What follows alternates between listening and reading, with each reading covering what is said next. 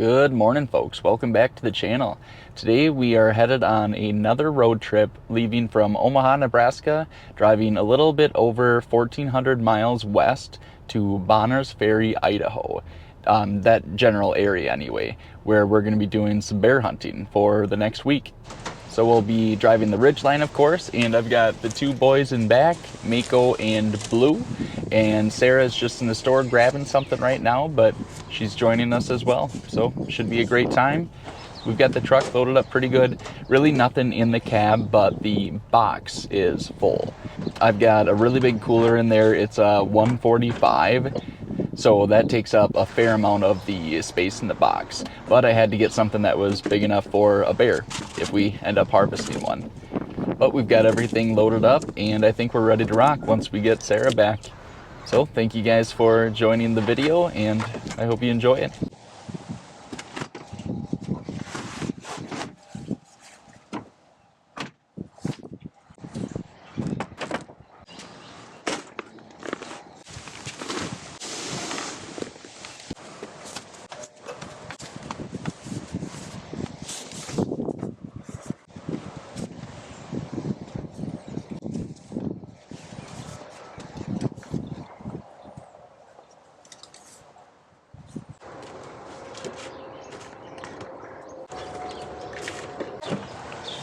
Go, go, go, go. Woo-hoo. Look, look.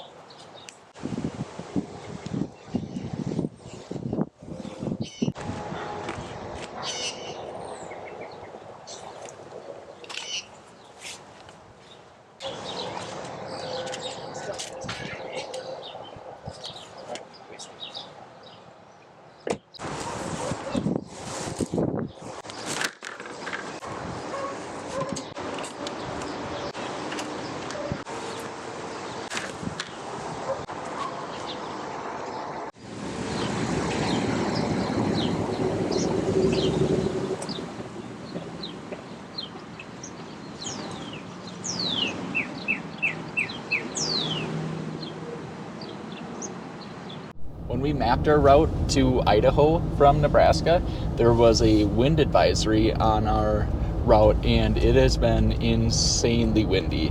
We're, of course, driving directly into it. He hasn't even driven. I drove the whole time. I was taking a little nap, but we've been driving into it pretty much the entire time. The wind's been so bad that the truck says we've gone 571 miles, and it says we're getting 14.6 miles per gallon, which in that video where I went to Texas and I calculated the actual miles per gallon versus what the truck's saying, it showed that the actual is about 1 mile per gallon less than what the truck shows. So we're probably actually getting like 13.6 miles per gallon. So the wind's definitely affecting it a ton, and it's not like the box is full of a ton of heavy gear or anything. That's got some, but nothing to cause the miles per gallon to go down that much. So hopefully the wind dies. We're gonna drive throughout the night here, and it says we're gonna get there at 8 in the morning, but we'll probably do a couple more stops too. We'll see what we find. But yeah, hopefully that wind dies down and it's a little bit more enjoyable to drive. Food.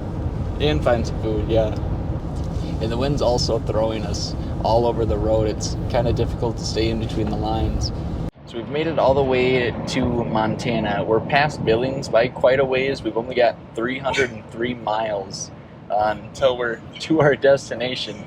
The boys are getting a little antsy though. We did stop and sleep for a while, and for some reason Mako would whine the entire time we were stopped, even though we let him out like pee and eat and drink and all that. He would not let us stop the car. Yeah, he would get upset if we weren't driving, so we didn't sleep for very long. What are you, the captain of this car Yeah. or something? He wants to get going so fast to get to that destination. He should be getting behind the wheel and I driving. think he wants to make out with me or something. Fine. But the wind did finally die down, so it's been much more enjoyable driving. But yeah, the dogs are definitely getting antsy. We got. Maybe for you it is. I slept for a little bit. I was going through the mountains with the wind. No, you weren't. Yes, I was. Were you actually? Yeah. Damn. The boys are ready to get there, and we are too. But honestly, we're not that far away. about 4 hours and 45 minutes, which isn't too bad for a 21, 22-hour drive. We've made it to Sandpoint, Idaho, which I've never been to Idaho, so this is really exciting. Looks similar to Montana so far, but we're going to be doing quite a bit of exploring here. Tons of water that we've seen so far, but we've gone 1,480.3 miles, and we're averaging what the truck works it out to be 17.5 miles per gallon. Like I said, it was super windy most of the way, but more realistically, it's probably actually 16.5 since the truck always seems to be about 1 mile per gallon off with its calculations. But we're going to be checking out the northern panhandle here in Idaho, hopefully getting to some low maintenance or just old logging roads, because I'd like to see if we can find some snow, see if we can find some mud, and really test the truck out. For now, we're going to check out a couple of lakes and see if we can catch some trout and salmon. I'll catch you guys in a bit. I'm gonna check my islands out. Oh, you quit that. So we made it to our Airbnb.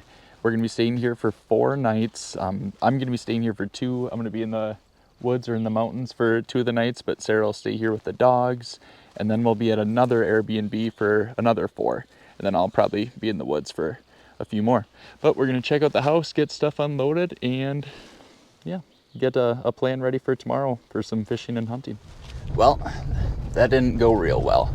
So we got our truck stuck in some snow. It was probably maybe like 1.5 feet deep. It was up to my knees.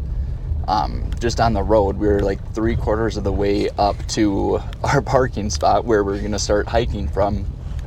And so we ended up getting out of the snow after like half an hour, 45 minutes, with the help of a nice man.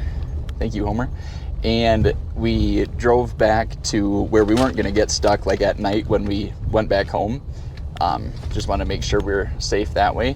And we're just going to hike up to the end of the road and then start hiking up the trail to where we're going to glass from and do some hunting. If you guys are interested, I also made an off-roading video during this trip that I am climbing up in the mountains with the Ridgeline, getting stuck in the snow, and doing a bunch of fun stuff with the truck. So if you're interested in that, I will link it to this video. So we're back in the truck. We did leave Idaho a few hours ago, left the Airbnbs, done with the hunt, done with the fishing and all that. The whole trip did not quite go as planned. We did stay in 2 separate Airbnbs. I stayed in the first one for 2 days and then went out and hunted up in the mountains of Idaho in the panhandle for 3 nights technically. And then we stayed in another Airbnb for another 2 nights, and Sarah just stayed in the Airbnbs the whole time. And with the hunt, it did not go as expected whatsoever. I actually almost died a couple of times. I, at one point, slid down the top of the mountain. I slid down like 50 yards, and then my backpack was tumbling next to me separately. Luckily, we both got caught by a tree, or that could have been really bad. And then later that day, or no, it was the next day, I almost drowned in the river. I was trying to cross it and fell off the log, and the snow melt is causing the rivers to be really, really fast. So I was literally like hanging on a branch for my life as the rapids were trying to like suck me away. So yeah, did not go real well at all. And I didn't even see a bear. Honestly, I didn't hunt that much. It was mainly just getting my ass kicked the whole time. But anyway, that trip's done. I'll probably head back there in the fall, maybe to try to fill that black bear tag and then an elk. But yeah, but we're back in the truck. We're all the way into Montana now. We've got about 16 hours left. We do have an Airbnb, which Sarah thoughtfully booked for us. Nicole insisted that I find an Airbnb. So I was trying to find one when we were going in and out of service, so I was trying to find them, and then I would lose service, so I couldn't look at any. Then I would get service for a second while he was driving. Then I would lose service, and I would get service. So I'm trying to find an Airbnb. He wanted one out in the middle of nowhere, like in the country. Sounds creepy. Sounds like he's wanting to kill me. And then, so I finally find one. There's like no options in Montana because we're driving through Montana. there's no options pretty much except for like. Oh, a kid almost got run I know, I just saw that. There's like no options except for like some like in this one city, and they're all like all the houses were like super close together, and the dogs wouldn't be able to run. So then I finally found one as we were like driving, because it took forever because I kept losing service, and then I was like, okay, what about this one? And like it would work, blah blah. And it's like out, you know, and it has big fields so the dogs can run. And then I was like, yeah, it's like $280 or whatever, and that's pretty much like the cheapest any of them are. They're all like, cheapest one was like $200. It was like a hotel room. So then he was like, yeah, blah blah. And I looked at the location like a little bit before. Since we were driving, we went like a tiny bit like past like where we would need to turn to go to it. So whatever, I booked it, and it was like an instant book. But first I said, hey, where is it from here? And then she was like, book it? And then she booked it. Well, you didn't say no. I don't think So technically I did mess up, so we had to go like backwards on the. We went an hour and a half out of the way. Out of our like. It's a deer farm. Oh.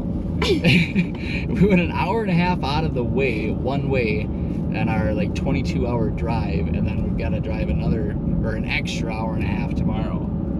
So I haven't been too pleased, but I'm starting to be in a better mood about it. But we're gonna stay at that Airbnb tonight, maybe have a nice breakfast in the morning, do a little fishing, and hit the road again. And I did reset the odometer since we left, because I was only getting 18.4 in the last 2,529 miles, which is the total we've gone for the trip so far. But since we left Idaho, we've gone 401 miles, and we're getting 22.6. But if you remember, on the way here, the wind was horrible. We were driving into it the whole time. Wasn't it bad? Did you notice that? Yeah, it sucked. But yeah, getting much better gas mileage now. But we'll see how the rest of the trip is. But we're going to explore a little bit of Montana and have a fun night, and we'll hit the road in the morning. And his alignment is off. Yeah, because you probably ran into something. You ran into a snowbank. Yeah, I did. And I've been hitting a lot of potholes.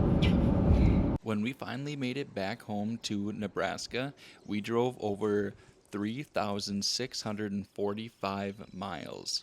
Which sounds like a ton, but honestly it's not too bad in the comfort of the Ridgeline.